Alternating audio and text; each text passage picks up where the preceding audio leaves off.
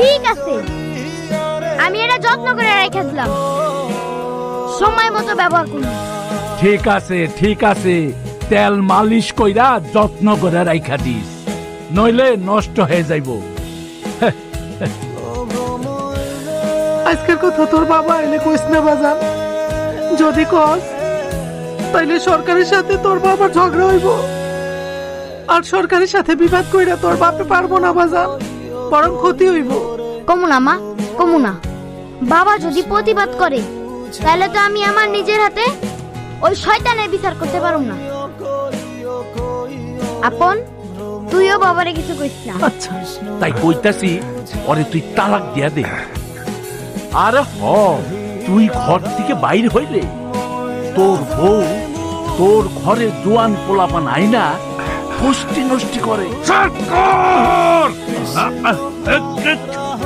আমার বউ একজন সত্যি নারী, 5 ওয়াক্ত নামাজ পড়ে, প্রতিদিন সকালে কোরআন পড়ে, আর তারে তুই আজ তরে আমি মাইরি ফেলামো, খুন করে ফেলামো। কখন আইছিস বাবা? এই তো একটু আগে আইছি। মা, আমি ক্লাসে ফার্স্ট হইছি। আমাকে বাড়ি থেকে বাইর করে দিয়েছে মেয়ে ভাই, আমার দুইটা পোলা নিয়ে তখনের কোনো জায়গা নাই। চিন্তা করিস আমি না, এখন কই যাব? কোনো চিন্তা করিস না, আমি আছি আর উপরে আল্লাহ আছে। আয় বই, আয়, কোনো চিন্তা করিস না, কান্দিস না বই, না আয় আয়। আপন, মামাই কইছে কাইল আমগো দুইজন রে স্কুলে ভর্তি করাই দিব, কিন্তু আমি লেখাপড়া করতে পারুম না। কেন? লেখাপড়া করলে আমি আব্বারে খুঁজুম কেমনে? তুই লেখাপড়া কইরা ডাক্তার হবি, কারণ আব্বা তোরে ডাক্তার বানাইব কইছিল। তোরে ডাক্তার হইতেই হইব। তাইলে তুমি কি হইবা? আমি মাঝি হমু। তাইলে তুমি লেখাপড়া করবা না কেন? আমি লেখাপড়া করলে সংসার আর তোর লেখাপড়ার খরচ কে জুগাইব?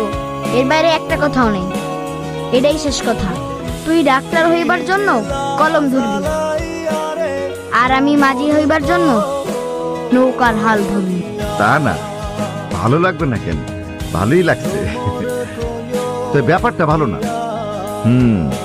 কেউ যদি দেখে ফেলায় তাইলে বদনাম হইব। I don't care. হ্যাঁ, আমি বললাম আমি তোমার উপর হোঁচট খেয়ে পড়েছি। তাইলে আমি চলে গেলে কইরো, আমার আর ধরতে হইব না। Bye bye. কি বাংলার বোতল, আমি চুপ করতে বলছি বইলা বোতলের মতন খাড়াই রয়েছস কা? খাড়ায় থাকলে কোন খাড়ায় আসুস কেন? লড়লে কোন লড়লাম কেন? কথা কইলে কোন কথা কস কেন? খাইলে কোন খাইছুস কেন?